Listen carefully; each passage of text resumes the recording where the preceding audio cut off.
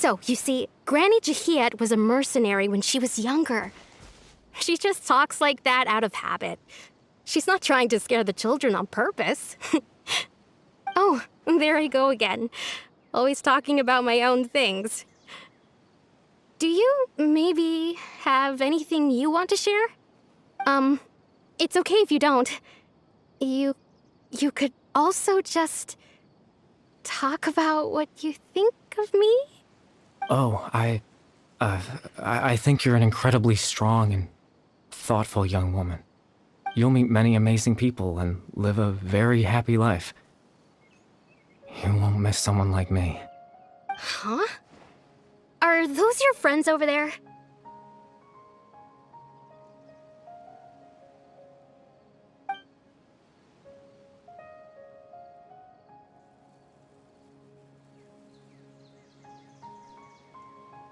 Oh, right! This version of Atosa hasn't met us yet! Friends? I guess you could say that. It must have taken them a lot of effort to find me. So, I should see what they need. I'm sorry, Atosa. We'll have to continue this conversation another time. Another time, huh? Yeah, okay. I'll head back to the village then. Talk to you some other time.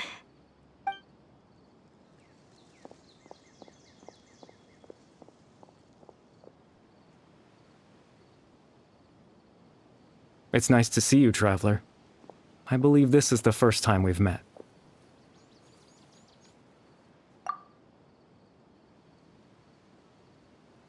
You're Caribert Alberich. Oh. You know me? That's quite the surprise. I don't believe I've met you before. Oh, I see. It was the memory, wasn't it? Your sibling's memory. You saw the me from back then. This is Atosa's memory. I came here to say goodbye to her. But I suppose I'll just leave her a message instead.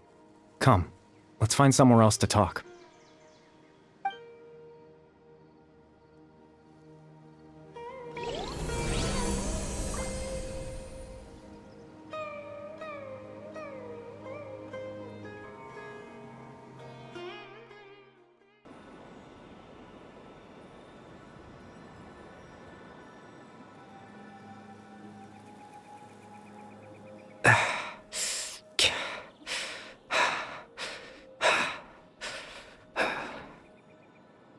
I suppose you could call it the realm of my consciousness.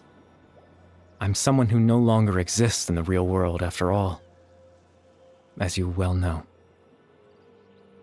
It's nothing. I still have enough strength to play the part of a good host.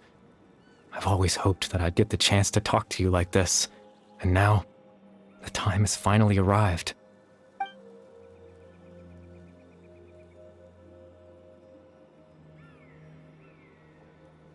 Extreme sorrow and pain, hope and regret coursing through your veins, and a degree of abyssal power that defies comprehension.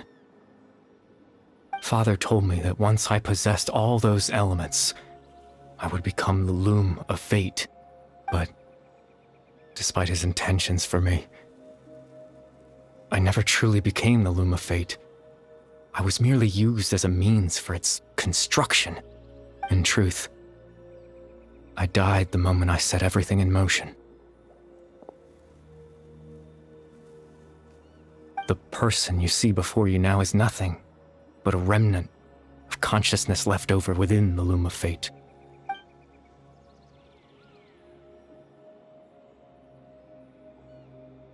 As for your question, the Loom of Fate is a device capable of weaving ley lines. In its primitive form, it can only be used to create and implant memories. But, as more of it is completed, its power becomes stronger and stronger, until finally, it has the power to weave real ley lines of its own. Once fully completed, the moment it gains the power to weave ley lines, it loses the lower-level ability to influence memories, but it also becomes a tool that can change the entire world. Yes, I have the ability to control the Loom in its semi-completed form. I suppose you can think of it as a form of compensation. After all, its existence cost me my life.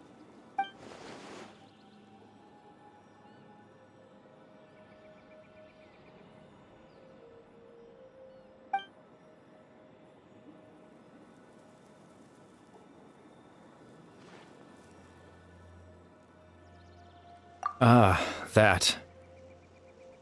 I was wrong to implant those memories. I'm sorry I caused so much trouble. Not only for everyone in the village, but for you as well.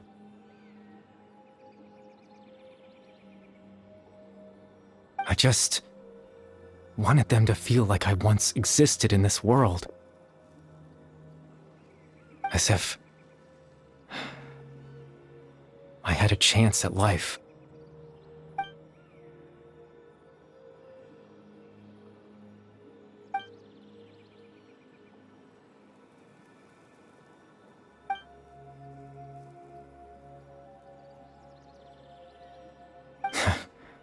I know what you must be thinking. Why would I do something so meaningless?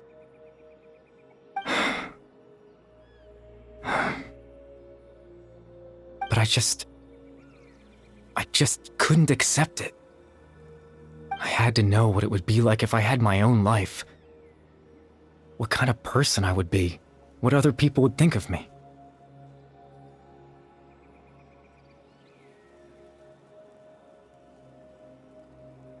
Chief Amadia, Baram, Granny Jahiat, Atosa. What would it be like if I could live alongside them? No cataclysm, no curse. Just a quiet life in a peaceful village. I was curious, so I selfishly tried to have my own life. Even if that meant piecing together the version of myself that could have been. One memory at a time. I know it sounds stupid. After all, my life ended a long time ago. Any chance at living was stripped away from me when I was 8 years old. My consciousness left to mature in an illusory world of nothingness. Even the form you see before you was nothing but an invention based on my father's appearance. An imagined version of what I would look like if I had the chance to grow up.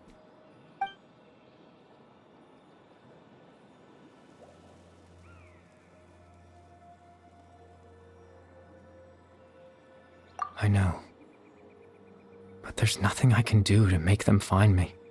If I could exist in the real world, I would return without a second thought and surprise them with the suddenness of it all. But, well, that's not possible for me.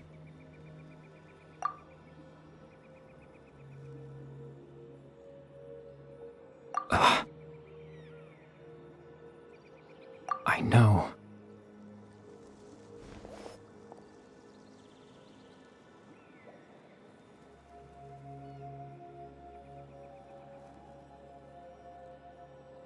Captain Dainsleif. Twilight Sword, you mean? No need to meet up with him. Things should already be settled on his end. Exactly. As someone who could only exist in people's memories, the fact that I'm able to talk to you in my consciousness like this can only mean one thing.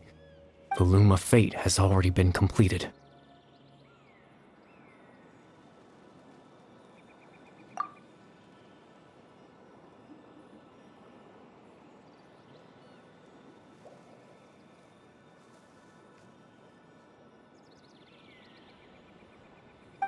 No need to worry about Captain Dainsleif. He's absolutely fine. The only reason he lost the eye was because I happened to guess exactly what he was planning. Captain Dainsleif has had the eye inside his body this whole time, hasn't he? His plan was to lure the Abyss Order to a false location, capitalizing on their pursuit of the eye in order to have the chance to confront the princess. He would then hand the eye to you and tell you to take it away from that location. That way, Captain Dainsleif could accomplish his own goal and ensure the safety of the eye all at once. A very thorough plan. That's right, because in his mind, he had given it to you already.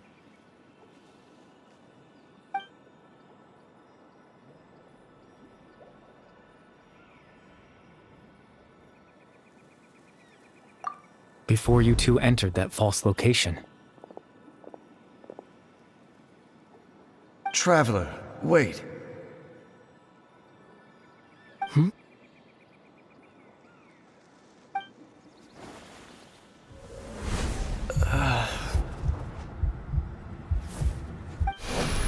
We've no time to lose. Let's head inside.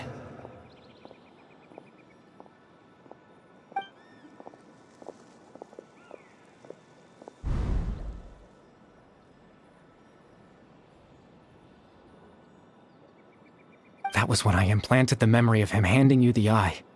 Given the tense situation at that time, Captain Dainsleif failed to notice anything out of the ordinary, and took that memory to be real. I'm sorry, Traveler, but I needed the Loom of Fate to be completed. And to do that, we had to retrieve the eye.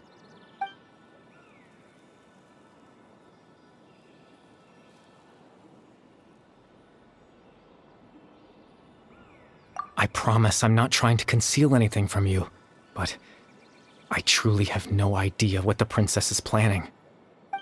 Tevat's ley line system is deeply entrenched in the planet. Creating new ley lines can neither replace nor extend the ones that already exist. In the face of everything they could be planning, I fear I'm too insignificant to even get a glimpse of the bigger picture. In any case, I had my own use for the Loom of Fate, and my goal, at least, has been achieved. You remember my father, don't you? Clotar Alberich. I believe you saw him in your sibling's memory. After he used the power of the Abyss to restore consciousness to my hilichurl form, I suffered from an indescribable level of mental anguish. To comfort me, my father told me a story, that this was a fairy tale world where I had to take on the form of a little monster. That story managed to dispel my fears, even if just for a moment. My goal was simple, to use the Loom of Fate in its near-completed form, when its ability to create memories was at its strongest, to implant a specific memory into the minds of the hilichurls. In that memory, I would tell them a story, just like my father did for me. It was a story of fairy tales and love. But more than anything, it was the story of us.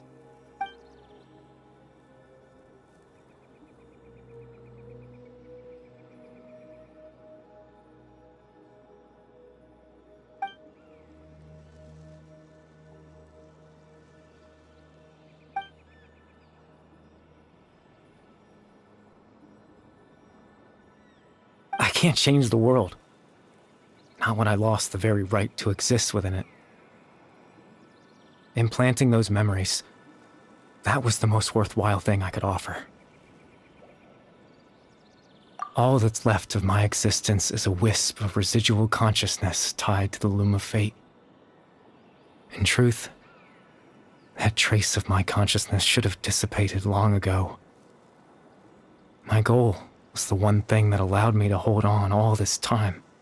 But now, the bedtime story is finished. And it's finally time to rest.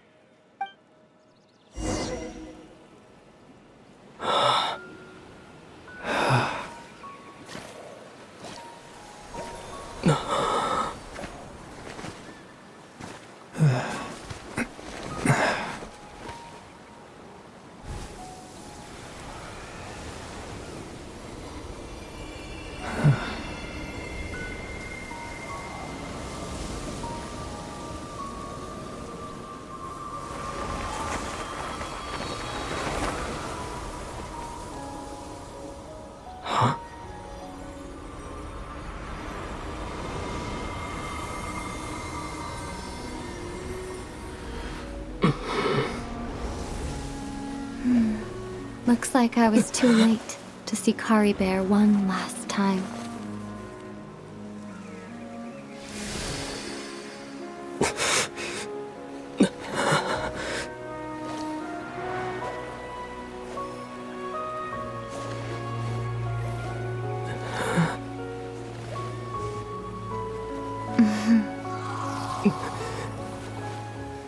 Caribert's consciousness is gone, and this space will soon disappear along with it. Neither of us belongs here. That's why we're not tangible. Were that not the case, I'd love to hug you too.